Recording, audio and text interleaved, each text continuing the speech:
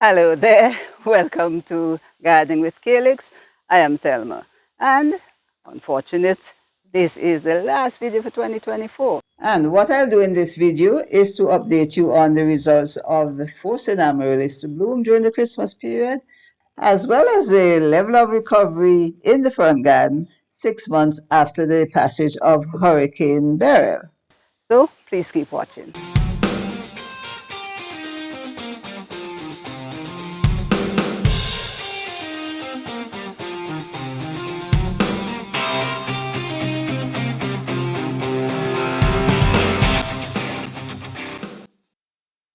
Amaryllis. Well, you know by now that that is the signature crop in the Calyx garden.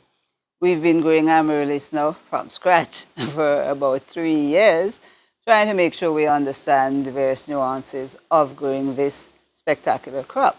And we've been sharing the results with you.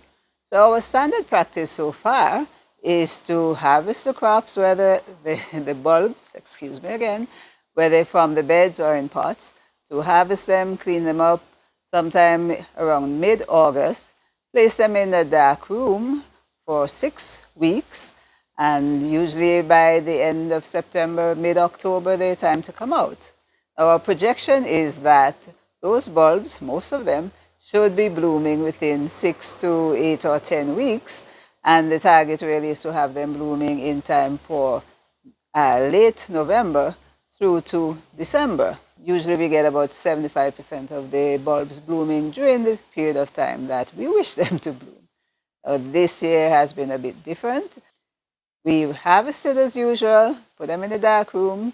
Everything looked fine except when we took them out. Some of them were kind of previous. They were blooming a little earlier than they had started to grow earlier than we had anticipated.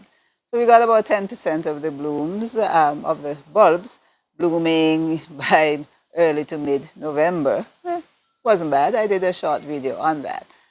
The remainder, though, seem to have taken on a really fantastic lease on life, and they produced tons of leaves long before they started blooming.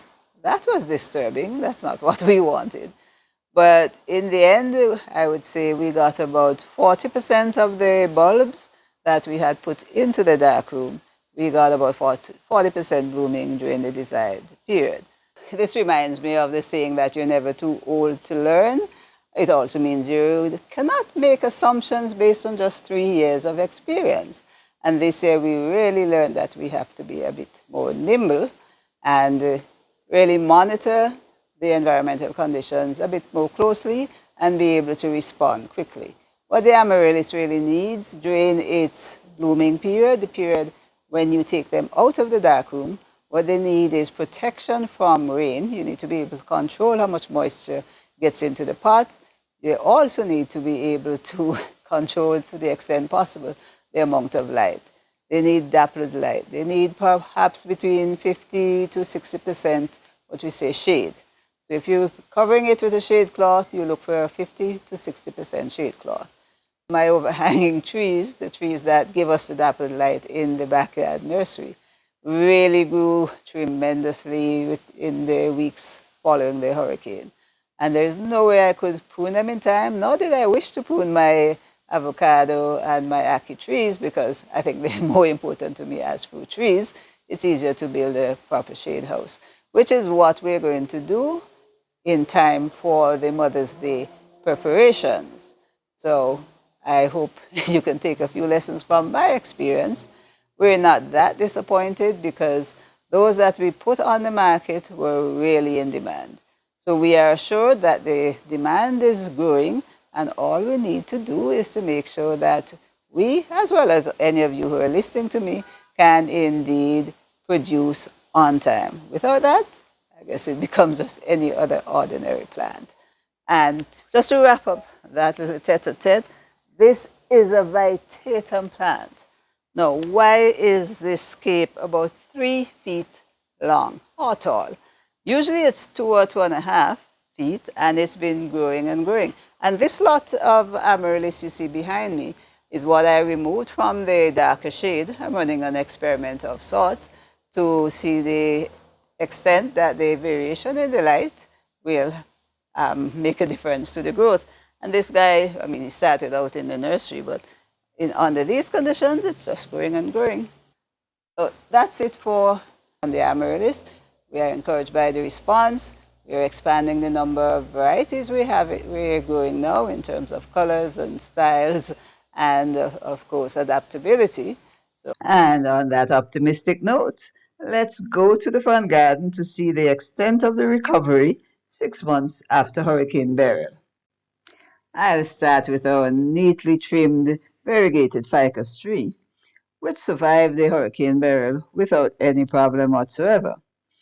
And it's quite interesting how we're able to keep this tree trimmed over the years.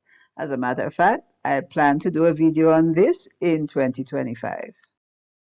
And as I go through this tour, I'm going to be hinting at the contents that we have slowly been collecting in order to showcase some aspects of how you maintain your garden.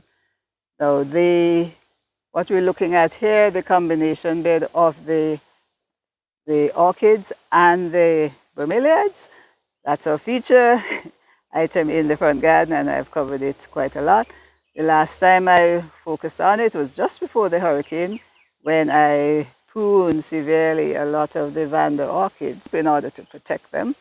And I've collected quite a bit of planting material sufficient to do content on how to establish Vandas in various sections of the garden.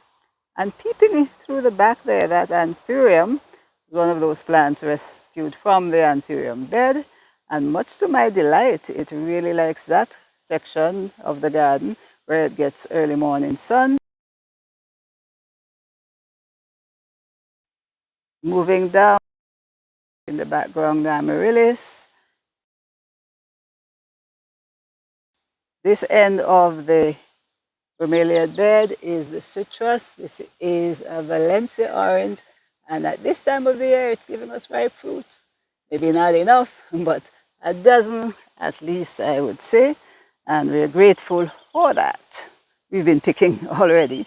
And as I scroll around, you see this bougainvillea. I like the fact that it is showing up in full color at this time of the year. And moving around, the sago tree has sago palms. They have had much more company lately since the storm.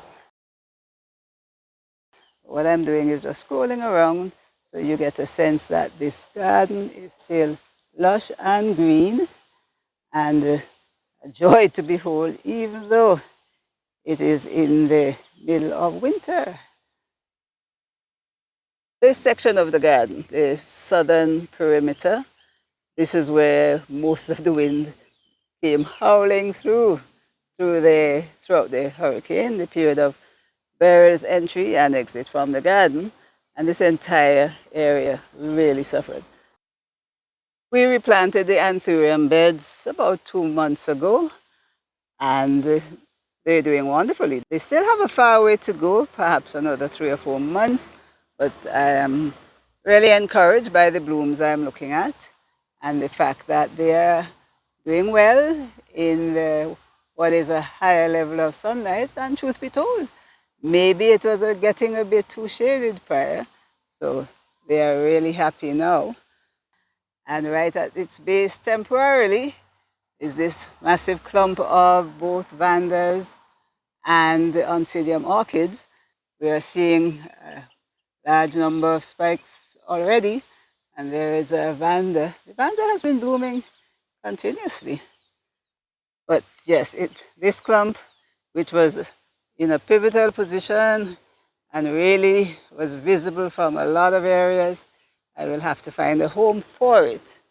And while I'm talking about the orchids, let me just show you this little section here that looks like a propagation area, which it is, because we have just potted up quite a few new orchids. I wouldn't call them gift. It's a strategic partnership. A very good friend of mine who can no longer look after her orchids. And I kindly offered to look after her plants. That's also content coming up. But this propagation was no more than 6 weeks ago. And the cattleyas have been so happy.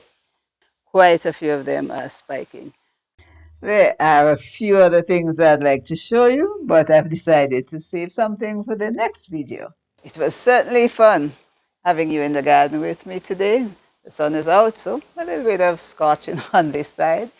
2024 really allowed us to explore several different crops, explore how we can recover from hurricanes and other aspects of life in the garden.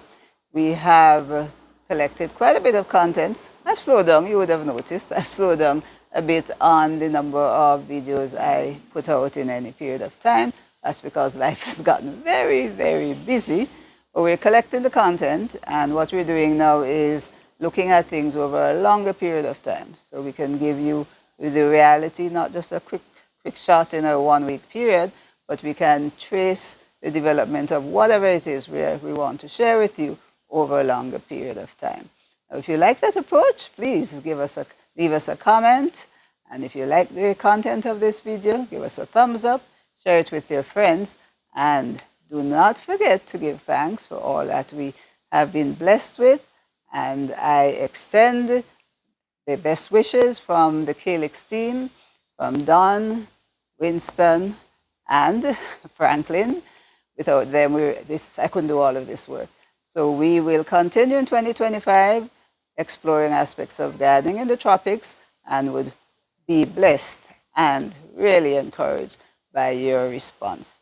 So until the next video, which will be in 2025, I'm Thelma saying thanks for watching, thanks for your support, and we'll see you in 2025.